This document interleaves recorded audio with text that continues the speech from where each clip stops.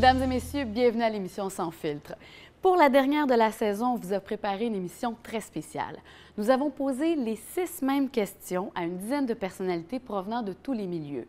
Les questions étaient les suivantes. Quel est le moment le plus marquant de votre vie? Ce dont vous êtes le plus fier? Ce qui vous allume? Ce que vous n'aimez pas? Votre rêve le plus fou? Et un monde meilleur, selon vous, ce serait quoi?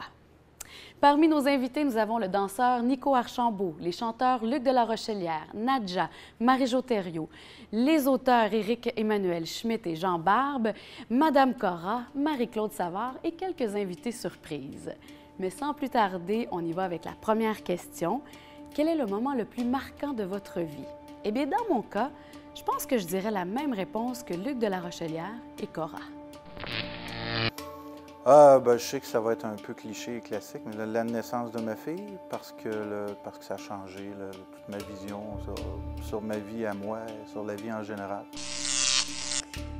Professionnellement, je devrais dire ma rencontre avec Marie Pelchat, parce que ce soir-là, ma vie a complètement changé. Tout ce que je connaissais avant professionnellement est devenu complètement autre chose. Puis c'est un grand rêve pour moi qui se réalise. Alors, professionnellement parlant, c'est définitivement ma rencontre avec mon producteur. Mon mariage. Parce que c'était le plus beau jour de ma vie. Ça va rester le plus beau jour de ma vie. Le premier French kiss. Oui, c'était super. Mais je peux pas dire pourquoi. C'était juste le premier French kiss. Non, c'est magnifique le premier French kiss. Non? C'est pas un moment heureux, le moment le plus marquant de ma vie. Le moment marquant, c'est quand j'ai perdu mon père. C'était le moment le plus marquant parce que c'est ça qui a défini, qui a comme scindé ma vie en deux, avant, après. J'ai plus jamais été la même. Fait que c'est sûr que c'est ce moment-là.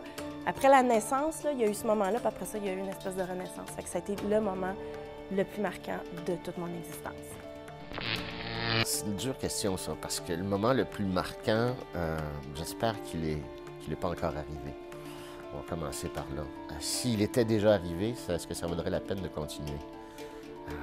Mon avenir, c'est derrière moi. Je peux vous dire qu'un des moments les plus importants, professionnellement, a été la publication, il y a très longtemps déjà, de mon premier roman. Mais ça a été aussi un des plus difficiles moments. Parce que ce roman-là, voilà, plus de 20 ans, la première critique qui est sortie, c'était sur 5 colonnes dans Le Droit à Ottawa. Et le titre, c'était Un roman médiocre. Alors, c'était un grand moment parce qu'enfin, j'accédais à l'univers du romancier. Je devenais un auteur publié. Ça a été aussi un des pires moments parce que le livre n'était pas très bon, il faut dire. Je me suis rattrapé depuis. Wow, je pense que c'est quand on a sorti de moi mon premier enfant et que je l'ai vu, j'ai trouvé que ça a été extraordinaire comme de voir que ça avait sorti de moi cet être vivant. C'était la première fois que j'étais confrontée à la naissance et ça... Pourquoi j'ai trouvé ça extraordinaire? Parce que je ne pouvais pas comprendre que ça venait de moi, probablement. Le premier moment que j'ai vu mon fils qui ressemblait tellement à E.T., quand il est sorti de mon ventre, j'ai perdu connaissance. Puis le deuxième moment, il ressemblait à une souris. J'ai aussi perdu connaissance. Donc je pense que c'était peut-être ça, le moment le plus marquant.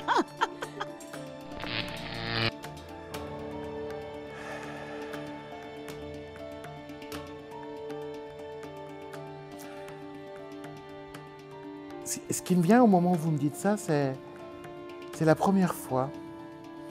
La première fois où je me suis glissé dans un théâtre et il y avait sur scène des acteurs qui répétaient mon premier texte. Je me suis caché dans une loge et je me suis mis à pleurer.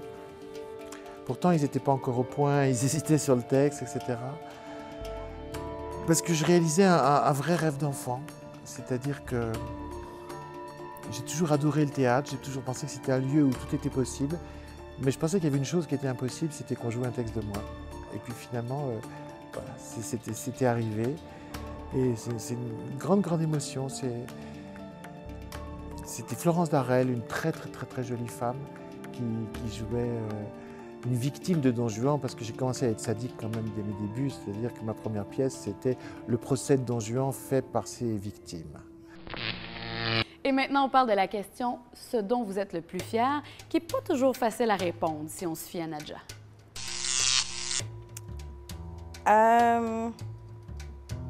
Je suis fière de... Mon Dieu, de quoi je suis plus fière dans la vie?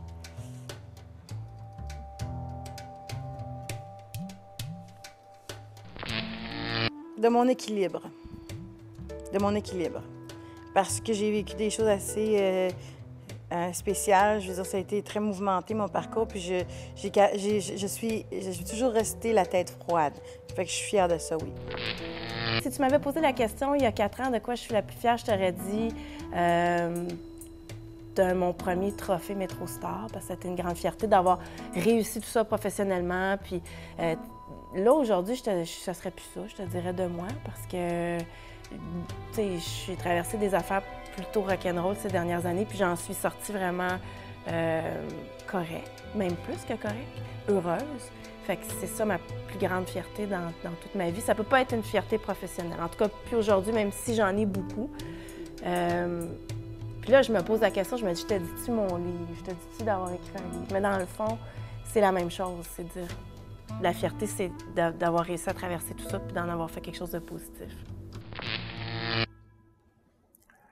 Ce dont je suis le plus fier, c'est d'être fidèle en amour et en amitié. Parce que c'est pas toujours facile. Voilà.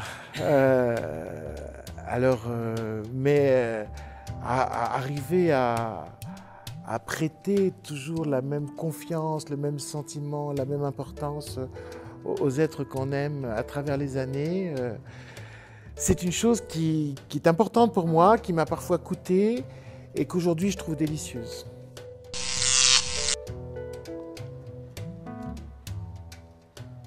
Mon courage et ma générosité. Je devrais pas dire ça, hein? Je pense que c'est d'avoir créé une entreprise qui aujourd'hui procure du travail à plus de 5000 personnes. Parce que moi, quand j'ai commencé en affaires, c'était pour nourrir mes enfants, pour être capable de m'en sortir. Alors, je suis très fière du nombre d'employés de la chaîne Cora. C'est tellement banal ce que je vais vous répondre. Tellement banal, mais ce sont mes enfants. C'est d'une grande banalité, puis en même temps, c'est ça qui fait qu'on existe. Et c'est ça qui fait qu'on survit, qu'on se développe, qu'on avance, qu'on n'est pas encore une espèce éteinte. Quand je regarde bon Jules, 12 ans, dans son uniforme d'école, qui prend des cours de batterie et qui lit des romans de 1000 pages, j'ai une grande fierté, un grand sentiment de gratitude. Quand je regarde ma fille, blonde comme les blés, qui fait de la nage synchronisée, Dieu sait que jamais j'aurais cru un jour que j'allais me retrouver dans une piscine un dimanche après-midi pour une compétition de nage synchronisée. Et puis je le fais, avec plaisir et bonheur. Je suis fière du fait que je suis assez idiote pour pouvoir préserver mon innocence ou mon ignorance. Et ça, je préserve ça vraiment beaucoup parce que je trouve que ça m'aide à être émerveillée tout le temps, à être fascinée tout le temps. Donc ça, je pense que c'est un cadeau qu'on m'a donné, d'être un peu idiote, puis pas trop comprendre, puis avoir très peu de connaissances.